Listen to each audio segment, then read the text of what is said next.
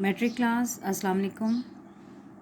مطالعہ پاکستان کی کلاس میں باب اول میں بے نظیر بھٹو کی حکومت کے ادوار کا جائزہ لیں گے۔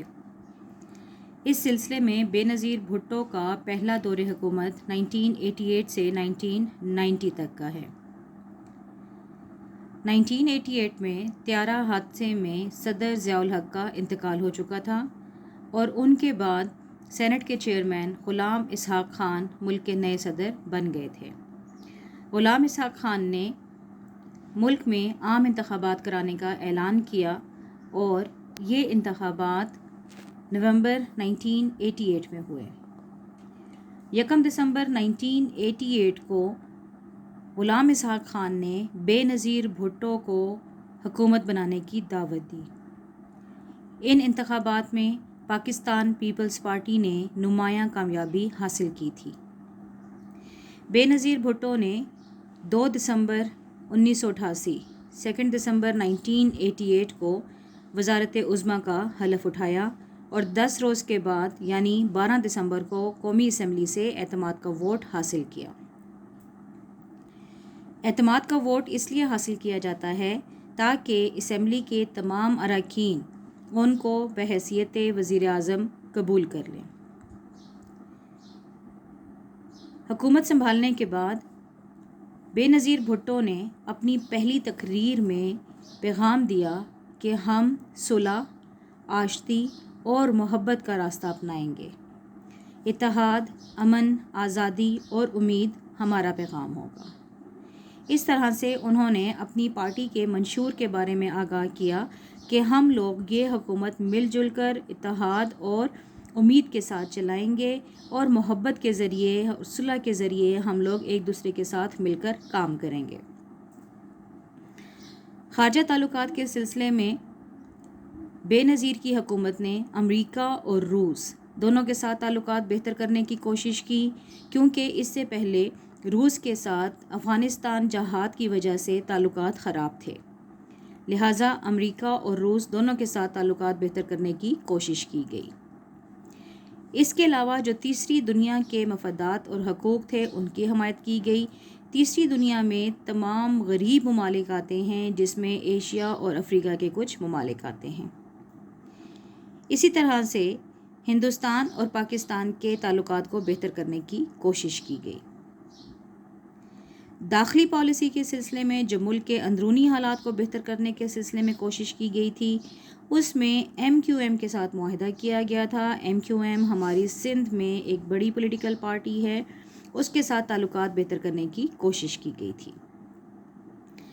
پریس کی آزادی کے لیے نیشنل پریس ٹرسٹ کو ختم کر دیا گیا تھا تاکہ میڈیا مکمل طور پر آزاد ہو جائے اور ٹی وی اور ریڈیو کو خود مختار ادارے بنا دیا گیا۔ تمام سیاسی قیدیوں کو رہائی دے دی گئی۔ سیاسی قیدیوں سے مراد وہ قیدی جو کہ سیاست میں شامل ہوتے ہیں، سیاسی ورکر ہوتے ہیں اور مختلف پارٹیوں سے ان کے تعلقات ہوتے ہیں، لہٰذا حالات کو کنٹرول میں کرنے کے لیے ضیاء الحق کی حکومت نے ان سیاسی قیدیوں کو جیل میں بند کر دیا تھا۔ تمام سیاسی اراکین یا سیاسی ورکر جن کو ضیاء الحق کی حکومت نے قید کر دیا تھا ان کو بے نظیر نے رہائی دے دی۔ اس کے علاوہ مزدور یونین کو بھی بحال کر دیا گیا۔ مزدور یونین مزدوروں کے حقوق کے لیے بنائی گئی ایک یونین ہوتی ہے تاکہ ان کے حقوق کا استحصال نہ کیا جا سکے۔ پاک بھارت تعلقات کے سلسلے میں بہت اہم قدم اٹھایا گیا۔ دونوں ممالک کے ایٹمی تنصیبات کو خطرہ تھا، لہٰذا ساک کانفرنس کے موقع پر بھارتی وزیر اعظم راجیو گاندھی جب پاکستان آئے تو 31 دسمبر 1988 کو دونوں وزرائے اعظم کے درمیان معاہدہ ہوا کہ ایک دوسرے کے ایٹمی تنصیبات پر حملہ نہیں کیا جائے گا۔ اس کے علاوہ ثقافتی وفود کے تبادلے کا بھی معاہدہ کیا گیا، جس میں میڈیا کے لوگ ایک دوسرے کے ممالک کے دورے کریں گے۔ دوہرے ٹیکسوں کی ادائیگی کا خاتمہ کیا گیا۔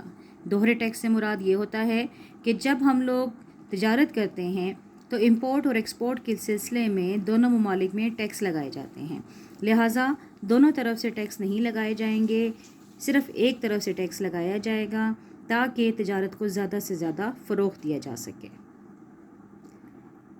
عوام کی فلاح و بہبود کے لیے بے نظیر بھٹو نے پیپلز ورکس پروگرام کا آغاز کیا تاکہ عوام کے مسائل کو حل کیا جا سکے، اور یہ پروگرام 23 اپریل 1989 کو شروع کیا گیا تھا۔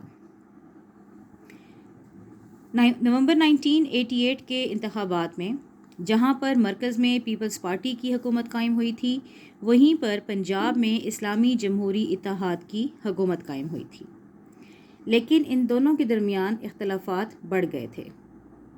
ان اختلافات کے نتیجے میں دونوں سیاسی جماعتیں ایک دوسرے کے مد مقابل کھڑی ہو گئی تھیں۔ اسی دوران 6 اگست 1990 کو صدر پاکستان نے بے نظیر بھٹو کی حکومت پر الزامات لگائے کہ ان کی حکومت اپنے اختیارات کا ناجائز استعمال کر رہی ہے، کرپشن میں ملوث ہے اور جمہوری روایات کو خراب کر رہی ہے، لہٰذا انہوں نے قومی اسمبلی کو توڑ دیا۔ اس سے پہلے ہم لوگ ضیاء الحق کے دور حکومت میں یہ پوائنٹ ڈسکس کر چکے ہیں کہ ضیاء الحق نے 8ویں ترمیم کی شرط کی وجہ سے مارشل لاء کو ختم کیا تھا، اور 8ویں ترمیم یہی تھی کہ صدر کے پاس اسمبلی کو توڑنے کا اختیار ہوگا، لہٰذا اسی 8ویں ترمیم کے حق کو استعمال کرتے ہوئے صدر پاکستان غلام اسحاق خان نے قومی اسمبلی کو توڑ دیا اور بے نظیر کی حکومت ختم ہو گئی۔